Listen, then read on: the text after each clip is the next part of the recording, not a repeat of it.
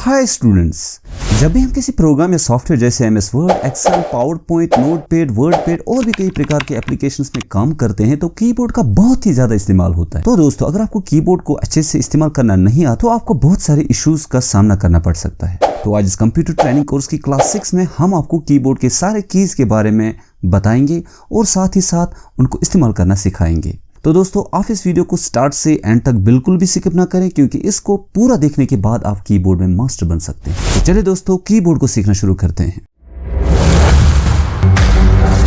Video में आगे बढ़ने से पहले आपको एक रिक्वेस्ट है, अगर आपने इस चैनल को सब्सक्राइब नहीं किया तो दोस्तों चैनल को सब्सक्राइब करके जाएं और साथ ही बेल आइकन पे क्लिक करना ना भूलें। तो दोस्तों, जब भी हम कीबोर्ड के बारे में बात करते हैं, कीबोर्ड के अलग अलग टाइप्स होते हैं। जैसे QWERTY कीबोर्ड होता है, KWERTY के नाम से, AZERTY कीबोर्ड होता है, DVORA कीबोर्ड होता है और QWERTY जैसे कीबोर्ड्स होते हैं। लेकिन हम जो कंप्यूटर में ज़्यादा इंडिया में इस्तेमाल होता है वो QWERTY कीबोर्ड होता है। तो हम QWERTY कीबोर्ड को पढ़ने जा रहे हैं। और QWERTY कीबोर्ड कैसे आपको समझ आएगा, अगर आप मार्केट में कीबोर्ड को लाने जाएंगे तो आपको QWERTY कीबोर्ड के बारे में सिर्फ यहाँ पे इस लाइन की तरफ देखने, जो QWERTY है। अगर कीबोर्ड पे सबसे पहली लाइन ये है तो वो QWERTY कीबोर्ड है।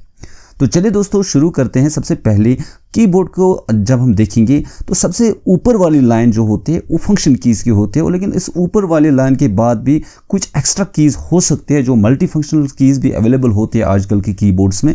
ठीक है, जैसे साउंड बढ़ाना चाहते हो, साउंड कम करना चाहते हो, कुछ प्ले करना चाहते हो, गेम्स प्ले करने के लिए बहुत से कीज़ होते हैं, अलग अलग कीबोर्ड्स आते हैं मार्केट में। लेकिन मैं आपको सबसे पहले सबसे ज़्यादा इस्तेमाल होने वाले जो कीज़ हैं उनके बारे में बताऊंगा और सारी कीज़ को साथ साथ में हम पढ़ना शुरू करेंगे। तो सबसे पहले हम बात करते हैं जो फंक्शन कीज़ है, ऊपर F1 से लेके F12 कीज़, इनको फंक्शन कीज़ के नाम से बोला जाता है। ठीक है दोस्तों, अब इन फंक्शन कीज़ को हम सबसे पहले वन बाय वन सीखेंगे कि कैसे इस्तेमाल करते हैं और क्यों इनका इस्तेमाल होता है।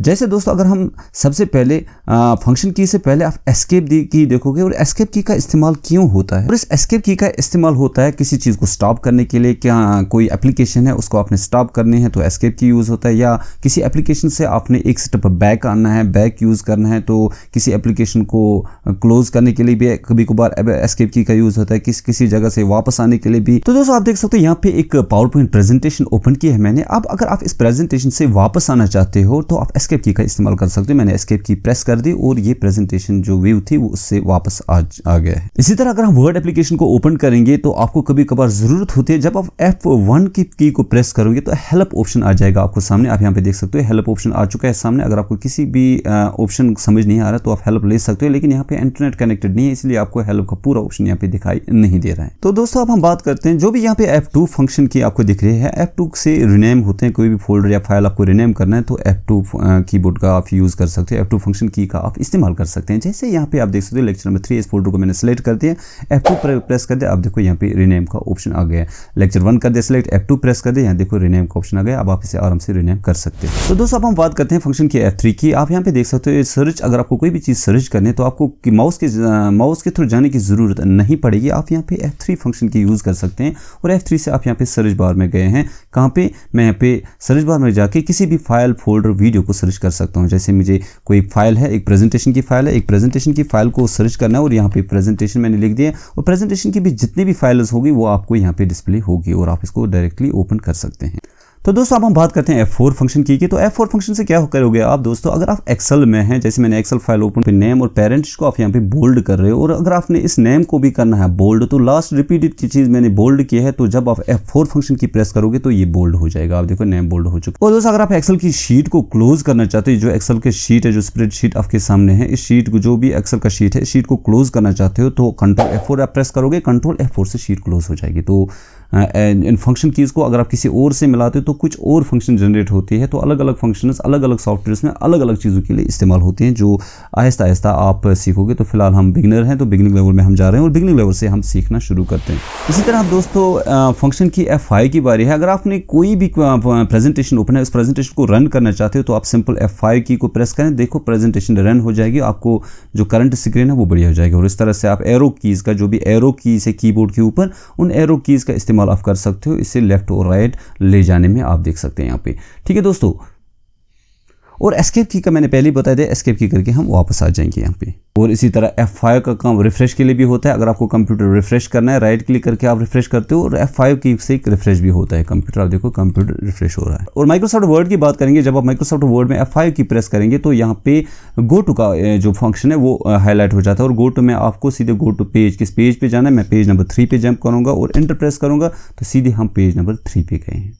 अब हम फंक्शन के F6 के बारे में बात करें। जैसे हम माइक्रोसॉफ्ट वर्ड ओपन है, अब हम F6 पे प्रेस करेंगे। आप एक चीज़ देख लें, जो ही मैं F6 प्रेस करता हूं तो F6 से क्या हो रहा है, यहाँ पे F6 से क्या हो रहा है दोस्तों, जब भी मैं F6 प्रेस करता हूं F6 से जितने भी टैब ऑप्शन है वो टैब ऑप्शन के जो शॉर्टकट कीज़ है वो हाईलाइट हो गए। अगर आपने शॉर्टकट के थ्रू इन टैब्स को इस्तेमाल करना है तो सबसे पहले आपको F6 की प्रेस करनी है। F6 की से टैब्स हाईलाइट भी हो जाते हैं और डिहाईलाइट भी हो जाते हैं। तो F6 की से देखो, अगर आपको फाइल ऑप्शन यूज़ करना है तो F प्रेस करोगे तो देखो फाइल का ऑप्शन आ गया। ठीक है, मैं एस्केप करता हूँ और इस ऑप्शन से वापस आ जाता हूँ। ठीक है दोस्तों, अगर आपने इंसर्ट ऑप्शन में जाना है तो N प्रेस करेंगे। देखो इंसर्ट ऑप्शन पे जा गया मैं। अगर आपको टेबल क्रिएट करना है तो T पे क्लिक करोगे। इस तरह से आप इन चीज़ों कीबोर्ड का इस्तेमाल करते हैं। F6 का दोस्तों और एक यूज़ है, जब भी आप यहाँ पे अगर आपका गूगल क्रोम ओपन है, क्रोम के अंदर आप F6 प्रेस करोगे, आप सीधे एड्रेस बार में आ जाओगे और एड्रेस बार का जो भी एड्रेस बार में लिखा होगा, कोई वेबसाइट लिखी होगी, वो वेबसाइट जो है सिलेक्टेड होगी। जैसे मैं लिखता हूँ www.google.com। फिलहाल तो ये ओपन नहीं होगी क्योंकि इंटरनेट कनेक्शन इसमें मैंने ऑफ रखा है। लेकिन जब मैं F6 प्रेस करूँ, आप देखो सीधे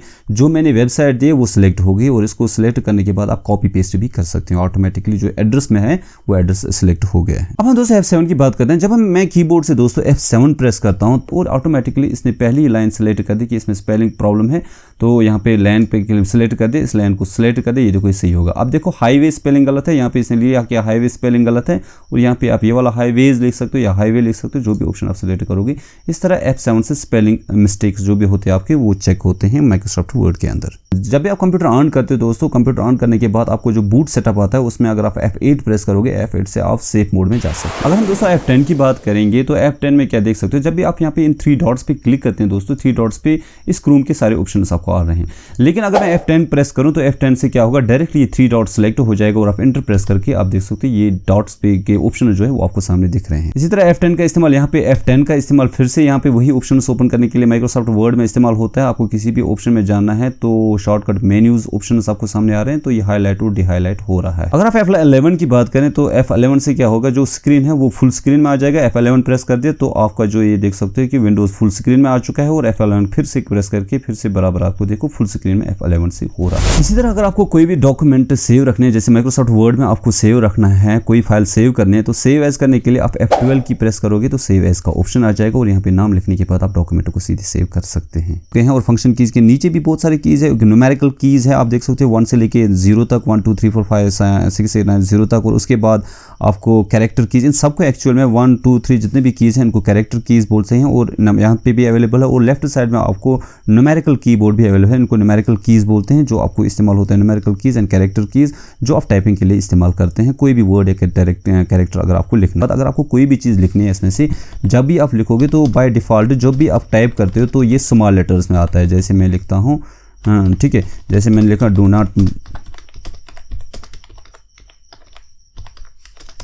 जैसे मैंने लिखा do not miss to subscribe this channel, और आप यहाँ पे देख सकते हैं मैंने यहाँ पे लिख दिया और साथ ही like, subscribe and share this video. तो दोस्तों अभी शायद आपने वीडियो को लाइक भी नहीं किया होगा ना, तो लाइक तो बनता है, कम से कम एटलीस्ट 100 लाइक्स तो चाहिए दोस्तों। आज 100 लाइक्स करके दीजिए दोस्तों और इस चैनल को सब्सक्राइब करें, शेयर करें, ताकि आने वाले जितने भी दोस्त हैं आपके वो कीबोर्ड को सीखें और इस पूरे जो मैंने आपके लिए जो ये कंप्यूटर का कोर्स रखा है फ्री ऑफ कॉस्ट रखा है और इसमें कोई पैसा नहीं देना है, घर पे बैठ के आप ये कोर्स आराम से सीख सकते हैं। लाइक, सब्सक्राइब और शेयर ज़रूर करें।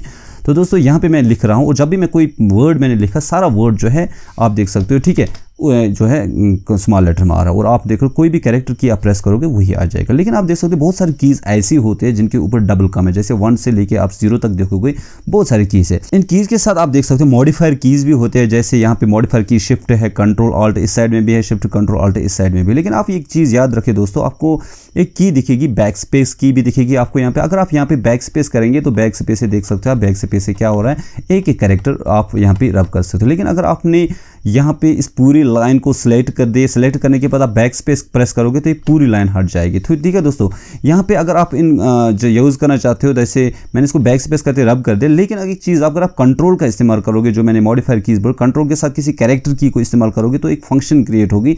जैसे कंट्रोल जेड करता हूँ अंडो, जो मैंने अभी स्टेप क्लोज किया था वो अंडो हो गया, वापस आ गया। अभी देखो कंट्रोल जेड, वही चीज़ अंडो हो रहा है जो मैंने लिखा था, वो एक एक करके देखो कंट्रोल जेड करके अंडो हो रहा है। इसी तरह कंट्रोल वाई रीडो होगा, ठीक है। कंट्रोल ओ प्रेस करोगे ओपन होगा, ठीक है। तो ओपन करने के लिए, फाइल ओपन यूज़ करने के लिए यूज़ होती है, ठीक है। अगर आपने यहाँ पे डिलीट की प्रेस करके तो ये आगे डिलीट करना शुरू कर देगा। यहाँ पे देख सकते हो डिलीट की किसी भी कैरेक्टर को लेफ्ट से डिलीट करने के लिए यूज़ होता है।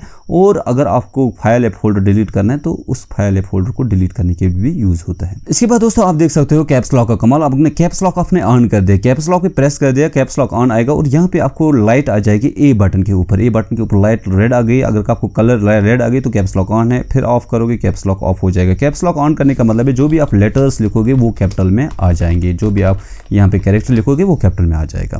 फिर से कैप्स लॉक ऑफ करोगे तो स्मॉल में आ जाएगा।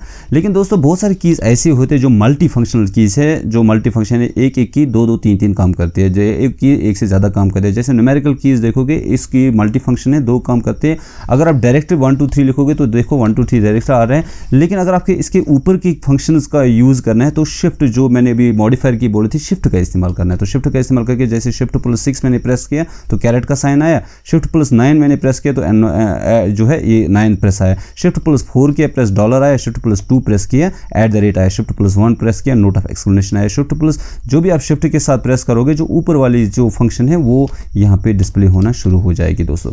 तो इसी तरह हम बात करते हैं होम की और एंड की के बारे में। आप देख सकते हो मैं वर्ड फाइल में हूँ दोस्तों। अगर मैं यहाँ पे page up and page down की यूज़ करूँ, पेज अप से क्या होगा, ये ऊपर ऊपर 1 बाय 1, पेज डाउन से नीचे पेज जंप करेगा, एक 1 बाय 1 पेज अप से ऊपर पेज की तरफ जाएगा, पेज डाउन से नीचे पेज की तरफ जाएगा। अब देख सकते हो दोस्तों, अगर इस पैराग्राफ में हूँ मैं यहाँ पे, अगर मैं यहाँ पे होम पे क्लिक करूँ तो क्या हो जाएगा, मैं इस पैराग्राफ के इस लाइन के फर्स्ट लाइन कैरेक्टर पे आया, एंड पे क्लिक करूँ इस लाइन के एंड कैरेक्टर पे आया, ठीक है दोस्तों। और इसी तरह आप एरो कीज़ का यूज़ कर सकते हो अप एंड डाउन के लिए। एरो कीज़, ये ऊपर जाने के लिए कर्सर, नीचे लाने के लिए कर्सर, राइट साइड में जाने के लिए कर्सर, ठीक है। यहाँ पे देखो राइट साइड में जाने के लिए, लेफ्ट साइड में आने के लिए कर्सर उसका इस्तेमाल होता है। और उसके बाद आप दोस्तों यहाँ पे देख सकते हो प्रिंट स्क्रीन की। अगर आपने मान लो आपने कोई डायग्राम है, जैसे यहाँ पे पावर पॉइंट प्रेजेंटेशन में मुझे ये वाली प्रेजेंटेशन है, यहाँ पे ये वाली चीज़ जो प्रेजेंटेशन है, इसका मैंने F5 प्रेस किया और F5 करके इसका जो प्रेजेंटेशन लुक आ गया इसमें प्रेजेंटेशन लुक आ गया। अगर मैं इसमें आ गया, इसको मुझे स्क्रीनशॉट लेना है तो स्क्रीनशॉट लेने के लिए आपने प्रिंट स्क्रीन करना है प्रेस। प्रिंट स्क्रीन आपने प्रेस किया, PRT SCR फंक्शन किया, या किसी भी PTR भी होता है, SCR भी होता है, तो मैंने प्रेस किया प्रिंट स्क्रीन। अब आप पैंट या वर्ड पैड में जाके इसे पेस्ट करोगे तो देखो स्क्रीनशॉट जो आपने लिया वो यहाँ पे पेस्ट हो गया। और इसे एज ए इमेज आप बाद में फाइल के सेव एज करके एज ए JPG इमेज इसको सेव कर सकते हैं। हमारी जो नीचे एक कीज़ है, विंडोज़ कीज़ है। जब आप विंडोज़ कीज़ को प्रेस करेंगे तो स्टार्ट बटन का मेन्यू ऑप्शन आ जाएगा, फिर विंडोज़ की पे प्रेस करोगे स्टार्ट मेन्यू हट जाएगा। अब हम राइट साइड में आ जाते हैं दोस्तों। राइट साइड में आप देखोगे एक न्यूमेरिकल कीबोर्ड है। जब ये मैं न्यूमेरिकल कीबोर्ड को इस्तेमाल करना चाहता हूँ, आप देखो मैं प्रेस कर रहा हूँ कीज़, आप देखो लेकिन कुछ टाइप नहीं हो रहा है। क्यों नहीं हो रहा है? क्योंकि न्यूमेरिकल नम लॉक जो है ऑफ है। जब मैं नम लॉक को ऑन करूँगा तो ऑटोमेटिकली क्या होगा दोस्तों, ऑटोमेटिकली जब भी आप न्यूमेरिकल कीबोर्ड को इस्तेमाल करोगे न्यूमेरिकल की हर की फंक्शन में आ जाएगी। लेकिन आप साथ ही देख सकते हो न्यूमेरिकल की के भी मल्टीपल फंक्शंस है। देखो दोस्तों, एक काम करते हैं, जब भी हमें नम लॉक को ऑफ करता हूँ ना, तो जो इसकी दूसरी फंक्शनल कीज़ है जो 8 पे मैं प्रेस करता हूँ तो देखो ऊपर जा रहा है, क्योंकि जो इसकी मल्टी फंक्शनल की वो काम करना शुरू करते हैं जब आप इस नम लॉक को ऑफ करोगे। नम लॉक को ऑन करने के लिए आपको 1 जो लिखा है इस 1 पे लाइट आ जाएगी दोस्तों। इसी तरह दोस्तों यहाँ पे जब भी हम कोई पैराग्राफ लिखते हैं, जब भी हम कोई लाइन लिखते हैं, वो लाइन लिखने के बाद आपको दूसरी लाइन में आना है तो एंटर प्रेस करना है, आप दूसरी लाइन में आ जाओगे, एंटर प्रेस करना, आप दूसरी लाइन में आ जाओगे, एंटर प्रेस करना, आप दूसरी लाइन में आ जाओगे। आज के वीडियो में हमने सीखा कीबोर्ड को कैसे इस्तेमाल करते हैं। होपफुली आपको आज का वीडियो पसंद आया। अगर पसंद आए तो लाइक तो बनता है दोस्तों, लाइक करें और साथ ही इस चैनल को सब्सक्राइब करें। और साथ ही दोस्तों अगर आप कोई सुझाव या कोई कमेंट करना चाहते हैं, कोई क्वेश्चन है आपका, तो कमेंट बॉक्स में वो क्वेश्चन और वो सुझाव देना ना भूलें। चलिए मिलते हैं हम नेक्स्ट आने वाले वीडियो में, तब तक आप सब अपना ख्याल रखिएगा। अल्लाह हाफिज़।